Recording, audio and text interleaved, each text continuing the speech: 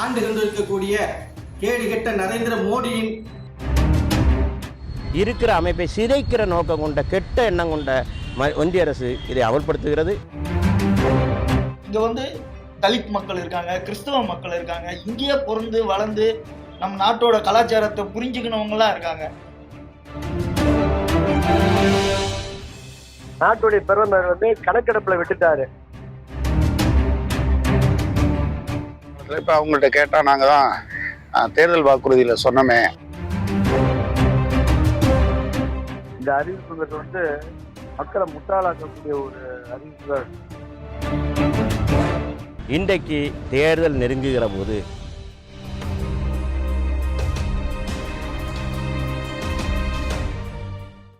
இந்திய அரசாங்கம் புதிதாக இயற்றியுள்ள சிஏஏ சட்டத்தை பற்றி மக்களின் கருத்துக்கள். இப்போ புதிதாக சட்டம் இயற்றி நாள் ஆயிடுச்சு. ஸோ இதை பற்றின கருத்து, சட்டம் இயற்றியாச்சு, உங்களோட பார்வையிலிருந்து நீங்கள் எப்படி பார்க்குறீங்க?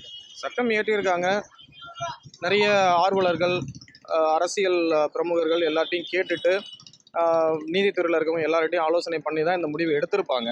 இருந்தாலும் நான் தான் ஏற்கனவே சொன்ன மாதிரி முடிவு எடுத்துட்டாங்க. எடுத்ததுக்கப்புறம் இது நல்லா இருக்கா நல்லா இல்லையான்னு கேட்குறத விட எடுக்கிறதுக்கு முன்னாடி அதை பற்றின விளக்கங்கள் சொல்லிட்டு வேணுமா வேணாமான்னு மக்கள் பார்வைக்கு கேட்டுட்டு அதுக்கப்புறமா இதை கொண்டு போய் வந்துருக்கலாம். கொண்டு போனதுக்கு அப்புறமா இது வேணுமா வேணும், இப்போ நான் எனக்கு இல்லைங்க அது எனக்கு வேணாங்க, என்னுடைய புரிதலில் இல்லை இதில் நிறைய ட்ராபேக் இருக்குது, எனக்கு இது பிடிக்கலைங்க வேணாங்கன்னு சொல்லிட்டா மட்டும் என்ன இப்போ மாற்றிட போகிறாங்களா, இதை எடுத்துட போகிறாங்களா? அது கிடையாது.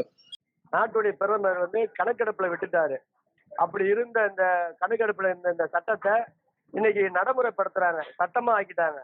இது இந்தியாவில் இருக்கிற ஒட்டுமொத்த இஸ்லாமிய மக்களுக்கும் எதிராக இருக்கிறதாக இந்த சட்டம் இருக்குது. அதனால இந்த சட்டத்தை மோடி அவர்கள் இந்திய நாட்டுடைய பிரதமரை கைவிட வேண்டும். ஒன்னே ஒண்ணுதான், இந்தியா என்ற ஒரு நாடு மதசார்பற்ற நாடு. இங்க மதத்தால் ஆக்கப்பட்ட நாடு அல்ல. இந்தியா முழுக்க முழுக்க அனைத்து மதமார்களும் அனைத்து மதத்தினரும் சேர்ந்து வாழ்கின்ற ஒருமைப்பாடு கொண்ட ஒரு நாடு. இந்த நாட்டில் இன்றைக்கு ஆளுகின்ற இந்த மத்திய அரசாங்கம், குறிப்பாக மோடி அரசாங்கம், மக்களை மத ரீதியாக பிளவுபடுத்தி ஒரே நாடு, ஒரே மொழி, ஒரே மதம், இப்படி ஒரே மதத்திற்குள்ள கொண்டு வருவதற்கான செயல் திட்டங்களை தான் வகுத்து கொடுத்துட்டு இருக்கு. சில அரசியல்வாதிகளுக்காக வேணா இது சொல்லலாம் தவிர்த்து நடைமுறைக்கு இது செல்லவே செல்லாது. தாராளமாக கொடுக்கலாம் சார். இது கொடுக்கறதுனால இவங்களுக்கெல்லாம் என்ன வந்திருக்கு? இது அரசியல்வாதி நம்ம இப்போ எங்கேயும் போகிறோன்னா நம்ம நோட்டோ செல்லாதுன்னு சொல்கிறதுக்கு அவங்களுக்கு உரிமை இல்லை. அந்த மாதிரி அவங்க வந்தாங்கன்னா இங்கே குடியுரிமை சட்டம் கண்டிப்பாக கொடுக்கலாம் சார். இது ஏற்றுக்கொள்ளப்பட்டது. சிஏஏ கொண்டு வரப்படுகின்ற இந்த காலகட்டத்தில் இன்னைக்கு கூட அமித்ஷா அவர்கள் ஒரு பேட்டி கொடுத்திருக்காரு. மாநில அரசு இந்த சட்டத்தை நடைமுறைப்படுத்த முடியாதுன்னு சொல்வதற்கு அவர்களுக்கு அதிகாரம் இல்லை. இது தேசிய பட்டியலில் இருக்கு, மத்திய அரசு பட்டியலில் இருக்கு. குடியுரிமை என்பது மாநில அரசு கையில் இல்லை, மத்திய அரசு கையில் இருக்கு.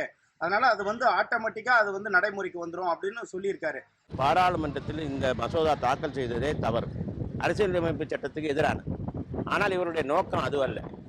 அந்த அமைதியாக இருக்கிற இந்த நாட்டில் மத துவேஷத்தை, வேறுபாட்டை கொண்டு வந்து அதன் மூலமாக அரசியல் ஆதாயம் பெற முயற்சிக்கிறார். இங்க தலித் மக்கள் இருக்காங்க, கிறிஸ்தவ மக்கள் இருக்காங்க, இங்கேயே பிறந்து வளர்ந்து நம்ம நாட்டோட கலாச்சாரத்தை புரிஞ்சுக்கணவங்களாம் இருக்காங்க. அவங்களுக்கு போய் வெளிநாட்டுல போயிட்டு வேலை செஞ்சுட்டு வந்துட்டு இங்க திரும்ப குடியுரிமை இல்லைன்னா அவங்க எங்க போவாங்க? இங்க பிறந்து வெளிநாட்டுல போய் அவன் கஷ்ட காலத்துக்கு போயிட்டு அவன் வேலை செஞ்சுட்டு திரும்பி வந்தவனுக்கு இல்லாத இந்த சட்டம், வெளிநாட்டுல எவனோ ஒருத்தன் இங்க வேலை செய்யறதுக்காக வர்றவனுக்கு உடனே ஒரு 5 வருஷத்துல குடியுரிமை கொடுத்துடலாம் அப்படின்னு இந்த சட்டம் சொல்லுது. இதுக்கு எந்த விதத்துல நியாயம்? ஐயா மோடி அவர்களுக்கு தெரியாத சட்டம் ஒண்ணும் இல்லை. இருந்தாலும் இது சாதாரண ஏழை மக்கள், நடுத்தர மக்களுக்கு பெரும் பாதிப்பை ஏற்படுத்தும். இப்ப அவங்கள்ட்ட கேட்டா நாங்க தான் தேர்தல் வாக்குறுதியில சொன்னோமே அப்படின்னு சொல்லுவாங்க. பட் ப்ராக்டிக்கலா பாத்தீங்கன்னா தேர்தல் வாக்குறுதியில ஆண்டுக்கு 2 கோடி பேருக்கு வேலை கொடுப்போம்னு சொன்னாங்க. அதெல்லாம் வாழ்வாதாரம் சம்பந்தமான கோரிக்கைகள். அதே போல விவசாய விளைபொருளுக்கு 1.5 மடங்கு விலை கொடுப்போம்னு சொன்னாங்க. அதே போல பாத்தீங்க அப்படின்னு சொன்னா உங்களுக்கு 2022க்குள்ள விவசாயிகளுடைய வருமானம் ரெட்டிக்கு ஆக்கப்படும் சொன்னாங்க. சர்வதேச சந்தையில கச்சா எண்ணெய் விலை குறையும் போதெல்லாம் இந்தியாவில் பெட்ரோலிய பொருட்களுடைய விலை குறையும்னு சொன்னாங்க. இது எதையும் அமலாக்கலையே. கருப்பு பணத்தை எடுத்துருவோம், கள்ள பணத்தை ஒழிச்சிருவோம் என்று சொன்னாங்க. அதே போல் வங்கிகளில் வாராக்கடன் இருக்கு, அதெல்லாம் வந்து நாங்கள் இல்லாமல் பண்ணிடுவோம்னு சொன்னாங்க. இது எதுவுமே செய்யலையே. ஆக இந்த ஆபத்தை இந்த நாட்டு மக்களுக்கு நெருக்கடி ஏற்படுத்தி இருக்கிற அமைப்பை சிதைக்கிற நோக்கம் கொண்ட கெட்ட எண்ணம் கொண்ட ஒன்றிய அரசு இதை அமல்படுத்துகிறது. இதை இந்த நாட்டினுடைய சாதாரண மக்கள் வன்மையாக கண்டிக்க வேண்டும், எதிர்க்க வேண்டும். அதாவது இப்போ பாரத பிரதமர் கொண்டு வந்திருக்க இந்த டிஏஏ இந்த அறிவிப்புங்கிறது வந்து மக்களை முட்டாளாக்கக்கூடிய ஒரு அறிவிப்புகள். அவங்க சொல்ற எந்த ஒரு அறிவிப்புமே பொதுமக்கள் ஏற்றுக்கக்கூடிய அறிவிப்பா இது வரைக்குமே கிடையாது. அவங்க சொல்றது ஒண்ணு செய்யறது ஒண்ணு. இவங்க புதுசா இல்ல இந்த சட்டத்துல வந்து இப்படி வந்துடும், அந்த சட்டத்துல அப்படி வந்துடும், அங்கிருந்து வரவங்களுக்கு குடியுரிமை தரணும், இங்க இருந்து இருக்கிறவங்க புதுசா குடியுரிமை தரணும்னா ஏற்றுக்கொள்ள முடியாத, இது யாருமே வந்து ஒத்துக்கொள்ள முடியாத ஒரு சட்டம். அப்போ ஒரே நோக்கம், முற்றிலும் அம்பலப்பட்டு போய் நிற்கிற மோடி அரசு இப்படி மக்களை பிளவுபடுத்துவதன் மூலமாக வெற்றி பெற முடியுமா என்று பார்க்குறாங்க. குடியுரிமை சட்டம் இவங்க கொண்டு வந்துட்டாங்கன்னா அந்த சட்டத்தை பார்த்தா அவங்க இங்கே வந்து குடியுரிமை சட்டம் கிடையாது.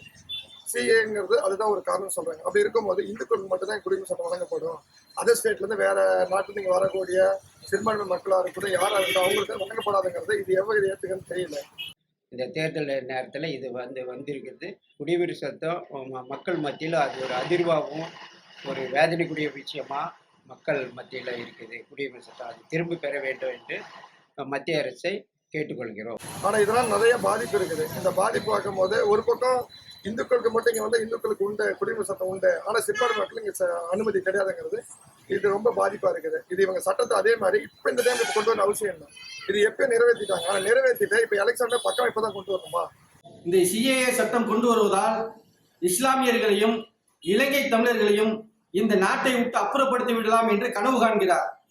அவரல்ல, அவர் அப்பனுக்கு அப்பனே வந்தாலும் இந்திய தேசம் இஸ்லாமியர்களாகிய எங்கள் தேசம்.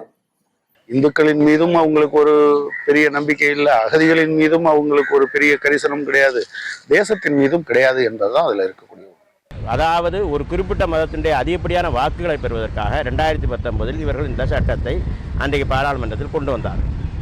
அது இந்த நாட்டில் ஒரு முக்கியமான விஷயம் சொல்லக்கூடிய அந்த கொரோனா வந்த காரணத்தால் தேசம் முழுவதும் நடந்த போராட்டங்கள் தற்காலிகமாக நிறுத்தி வைக்கப்பட்டு இன்றைக்கு தேர்தல் நெருங்குகிற போது இந்த நாட்டில் தேர்தல் வருகிறதை கணக்கில் எடுத்துக்கொண்டு இந்த நாட்டில் இருக்கக்கூடிய எல்லாவித அமைப்புகளும் சிதறுண்டு போக வேண்டும், அவைகள் நாசமாக வேண்டும் என்று விரும்புகிற ஒன்றிய அரசாங்கம் இந்த நேரத்தில் மக்கள் மத்தியில் ஒரு குழப்பம் ஏற்படாதா, அது நாம் குளிர்காயலாம் என்கிற எண்ணத்தில் பாதகம் செய்பவரை கண்டால் நாம் பயங்கொள்ளலாகாது பாப்பா, மோதி மிதித்து விடு பாப்பா, அவர் முகத்தில் உமிழ்ந்து விடு பாப்பா. அண்மை செய்திகளை உடனுக்குடன் தெரிந்து கொள்ள இணைந்திருங்கள் இயம்நாடு தொலைக்காட்சியுடன்.